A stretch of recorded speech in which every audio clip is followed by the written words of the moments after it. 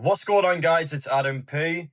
4 players through the door now, and it already looks like number 5 will become a reality. 16 days until the transfer window closes, but Brentford now have sorted out their striker, which means the domino effect is in place. Yoane Wissa is allowed to be sold this summer, and as we all know, he only wants to join Newcastle United, so it looks like this is a match that is going to fit.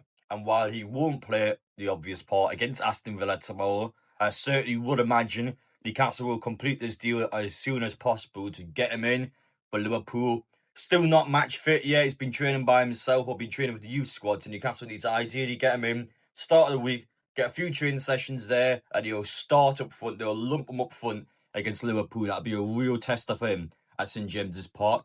But first off, from me, guys, if you're new around here, make sure I get down there, hit that subscribe button, join the journey, and make sure you don't miss out because the Premier League is back tomorrow for our football club. I will be at Villa Park, Hartwell kicker. Make sure you are subscribed so you don't miss out on how our first game goes. Jacob Ramsey has arrived to the training ground this morning. Of course, I made a video yesterday mentioning the fact that he wasn't there last night, even though some reports out there claimed that he would be at the training ground. Of course, he down in his YouTube video stated that he'd be doing his medical stuff in the hospital. And of course, he's doing the rest of it today. Of course, since the team is playing tomorrow, I felt like it'd be maybe a bit inappropriate to go to the training ground just in case it comes across as destructive, even though it's not. But yeah, I didn't want to potentially put a dampening in anything going into the game. But yeah, Jacob Ramsey is now at the training ground. Starting off with Eddie Howe's comments about the current situation and, of course, getting into Alexander Isak. As I said in my last YouTube video, for any of you watching now who are sick of hearing about Isak, I will put a timestamp down below so you can just skip this part of the video because I'm sure a lot of Newcastle fans are sick and almost look at Isak like he's not a Newcastle player anymore. But obviously this is a record-breaking transfer move if he does go, and it is the biggest transfer story in world football. So we've still got a lot to get through, and there is new information and news coming from the manager. Now, Eddie Howe this week has been vocal about Isak, been quite positive towards the player considering everything that's going on. And I would almost say it's Newcastle kind of fighting back against the agents pushing all the negative stuff. Newcastle United is now trying to push all the positive stuff. So it's a real back and forth against the media world. And Eddie Howe today again said that currently I see Alexander Isak staying at Newcastle United, but of course we don't know the 100% answer to that. And even in our interviews, Eddie Howe's continued to be positive towards Isak. He really is backing this guy to come back in. And he sees he is looking at Isak and going, well, you know, sort your act out, come back into our squad, you'll be punished, but you'll play for the team again and you can be part of our team again. And when you look at the entire situation, I think the pressure will start to mount on Isak now. I know I'm a Newcastle fan, so I know for Liverpool fans watching that probably will come across as biased, but seriously, Isak's a human being. He'll go to the training ground by himself, he'll train by himself every day. You know, that's not going to be a nice feeling for him, is it? And then when he start to get fined, and this is a thing now, he won't play against Aston Villa tomorrow, which means he will now start to lose money. I don't know how much out of the £140,000 a week that he's earning, but he now starts to lose at least a bit of that wage because he's not in the squad. So that's 3 games at least. If he stays at Newcastle, then you're talking potentially, you know, a couple of games to reintegrate him. But there's 3 matches straight away where Isak will lose money because he's not with the team, and that's fair enough. And Newcastle now starting to apply pressure, starting to really kind of stick it to the player. And as the transfer window progresses, I reckon next week will be big. I think next week, if you want my prediction now, I think the agent and the player will push. I think they really will push. I think there'll be a lot of reports on social media, and I think there'll be several very negative stories about Isak all getting pushed out at once. And I think next week is when they'll try and get Liverpool to come in, because if Liverpool doesn't come in next week, realistically, they probably aren't going to come back towards the back end of the window unless it's just a stern Newcastle and just trying to lowball Newcastle again. And Liverpool has real intent of signing Isak. They've got to make their move next week, in my opinion. So when you got all the noise there, I think Isak and his agent will push for it. So I think next week's going to be their real attempt to get out of Newcastle. Of course, we're not going to stand with it. And Eddie Howe also stated in the press conference after Jacob Ramsey, 1 or 2 new signings, and that tells you the exact story. Which there'll be that one side, and then you got either a second striker or Isak, and that's exactly what Newcastle's going to be dealing with this summer.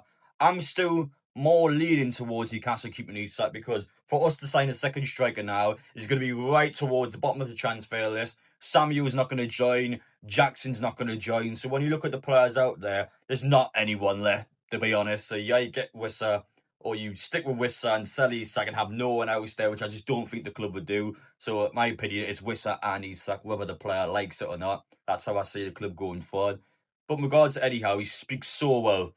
I mean, he even got a message here talking about his late mother, talking about how, of course, she's been a major motivation for him doing well as a manager, and just speaks so nice in these interviews. And you almost feel worse about the situation because this guy's a genuine bloke. You know, he's came from a family of, what, 6? You know, he's worked his arse off, wants to progress and be a better person, a better manager, and he's always someone that wants to improve. And to see him get essentially shafted over by a player who's got nothing to do with Eddie Howe at a personal level, for a player just to, as soon as you go this far to force a transfer move, it's disgraceful. It really is. And I think Isak and his agent towards the back end of this window will brick it. Once they know they've blown the opportunity, they will brick it. And the second that transfer window closes, I can tell you how the story's going to go now. Isak sacks his agent, he gets a pay rise, and he gets a release clause. That's exactly how the story's going to go. That's how Isak looks good, because he's got rid of the bad bloke, even though he's 25 years old and has been very on board with whatever the agent's been planning.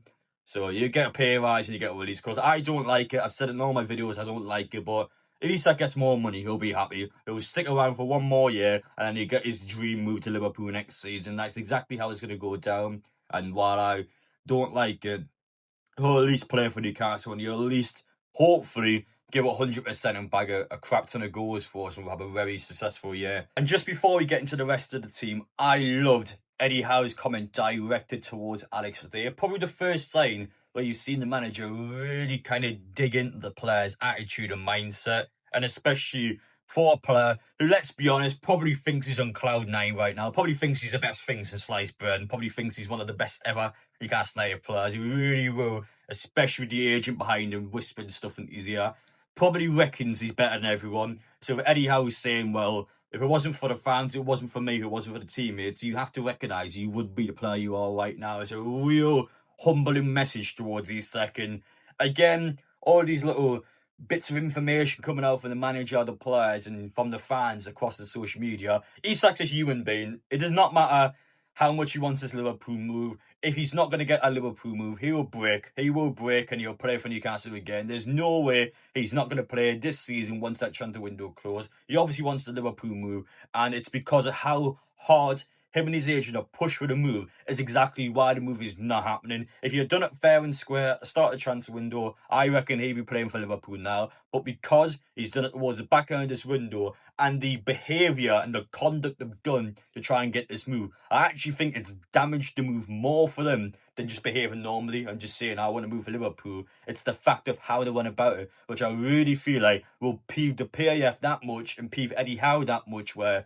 they're not going to be accepted. They're not going to allow him to do it. So yeah, I don't see him leaving at Liverpool currently. Of course, that could change with a mega bid, but unless there's a mega bid there, it's just not going to happen. As for the rest of the squad, Joe Willock is currently injured. Not too far away from Eddie Howe, but certainly a player that's not going to be playing at least for the next couple of games.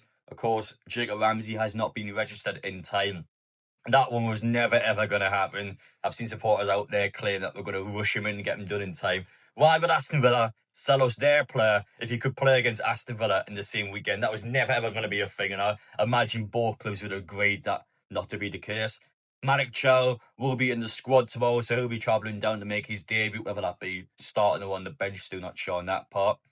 Park Sung-soo has been training with the first team yesterday, which gives me the indication that he'll be travelling down as well. Big opportunity for him, 18 years old, of course, that South Korean signing. That was almost kind of a marketing signing, but a player that certainly has something about him, a player that certainly has got big fans inside the training ground, and someone I'm looking forward to see. I really hope he gets an opportunity tomorrow, because nothing to lose. We haven't got any attackers anyway for tomorrow's game, so it'll be Gordon up front. Why not? Take a punt in the second half. Why not? Give him a chance and let me get experience in the Premier League. And the obvious part, Alexander Isak will not be returning until the transfer window closes. But when you look at the squad now, you got to remember, outside the strike, it's the exact same team. We've got a really good team outside of the striker, and I'm just hoping Gordon can deliver. He's been a player that I've liked for the most part this summer. But tomorrow, we need to have his shooting boots on. We need someone to have the shooting boots on because we're desperate to score goals. That's the one thing that's going to damage us tomorrow, not being able to score goals. So let's hope with the squad that we've got, because it's a brilliant squad, let's hope that they can't score goals tomorrow, and let's just hope something clicks at Villa Park. And of course, back on the topic of Yoane Wissa, we mentioned him briefly in the intro, but the domino effect's in place. Bournemouth's got their striker, Brentford's got their striker, Newcastle's gonna get their striker. Yoane Wissa will join Newcastle at some point next week, and as I stated previously, you imagine it'll be the start of the week. We desperately need this guy in for Liverpool, the player that, I mean, let's be honest, I've never seen a more eager player to join Newcastle this summer. He's been so desperate of joining Newcastle. He's been so happy with the prospect of playing for Newcastle. It's quite fascinating as well because, of course, Thomas Frank, his previous manager at Tottenham, and Tottenham wanted him. He didn't want to go to Tottenham. He wanted to go to Newcastle. So it looks like Yoane Wissa is going to get his wish. He's been desperate for that move. Newcastle and Brentford, once the announcement is confirmed for Brentford, we can discuss the agreement price and there will be agreement reached at some point. I think Newcastle will get it quick as well because, again, we haven't got the luxury of waiting around for a week. We desperately need him for Liverpool. We really need him up front at St James's Park, and that'll be a big sign. I think this is the most important sign for Newcastle because with Yoane Wissa in, that gives Newcastle the leverage they need because then they can either get a second striker or they can deal with Isak. Yoane Wissa does both of those things. He's there to give Newcastle that confidence, and even in a worst case scenario, let's say we keep Isak, Yoane Wissa's up front, and Isak then continues to go, well, actually, I don't want to play for you guys. Of course, January transfer window, when Wissa's off to the African Cup of Nations, just sign a second striker. We then can't do that in January transfer window. So Wissa for now still is a brilliant option. I'm looking forward to seeing what he can do. The pace that him, Alanga and Gordon are going to give the opposition teams, my word, that is a lot of pace, and that is going to be a frightening amount of pace for these teams that like the low block and these teams that like just to sit back and be incredibly negative. Hoping we can be able to start to cut these teams open now, but I'm looking forward to seeing what Wissa can do. This is the deal that's going to happen next week. There's no way it doesn't happen before the Liverpool game, you would like to imagine. That's about it from Eddie Howe, and that's about it from Newcastle United today. Not much on the press conference, fairly tame press conference coming back into the start of this season. Some bits of information there, but Eddie Howe, as he always is, good. Very good at controlling the media and really good at being able to give the journalists as little information as possible while also giving them the right information. Just giving them the information to walk away from the presser and to be able to conduct their stories and just to hopefully settle everything and hopefully get Newcastle back under control in the media world, because there's always been someone, and we know who has been disrupting the media from Newcastle and painting us in quite a negative light. So to see Eddie Howe do the opposite and to put us in a positive light, brilliant. A manager that's continuing to control the situation, and even though things may look doom and gloom for a certain striker, easily can get him back in. I'm telling you now, once that window closes, you can easily get him back in. Eddie Howe will control it. He'll be punished when he'll come back to Newcastle United. We've got 2 weeks to do it. 2 weeks to sort this situation out. Be intrigued to see where it ends, but for now, hope you guys have enjoyed watching. We'll be back later on today with a second upload once we have more news and information coming out. Appreciate your guys' support as always. Hope you've enjoyed the video, and we will see you all in the next one.